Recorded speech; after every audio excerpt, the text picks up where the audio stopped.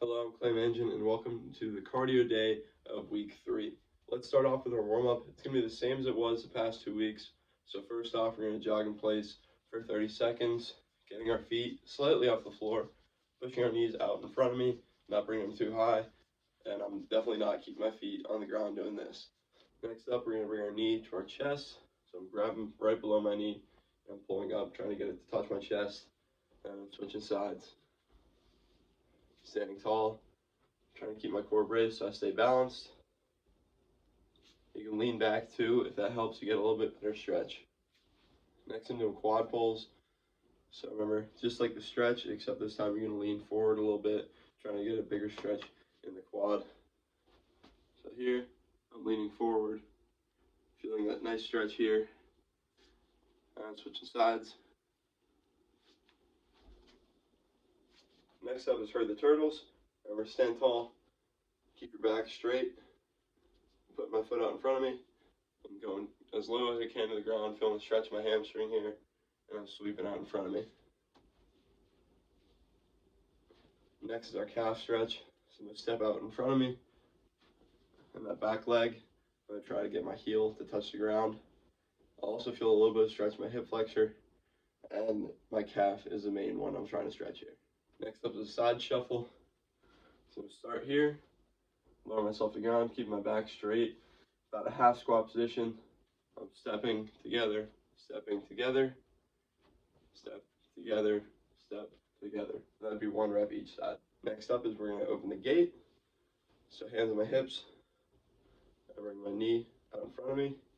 I'm twisting it to the side, coming back down, switching sides, outside, and down.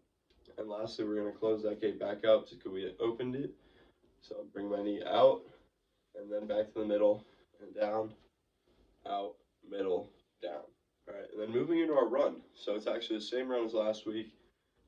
This time I want you to kind of up the intensity a little bit. So during that 0.4 mile run to start, try to run a little bit faster than you did last week, just a little bit faster. And then you're going to walk that 0.1, run a little bit faster for that 0.4. Try to match that intensity of the first 0.4 and try to go a little bit faster than you did last week. Then you walk it out for 0.1. And for the 0.5, I want you to really push yourself. Try to go a little bit faster than you did for those 0.4s, just a little bit faster.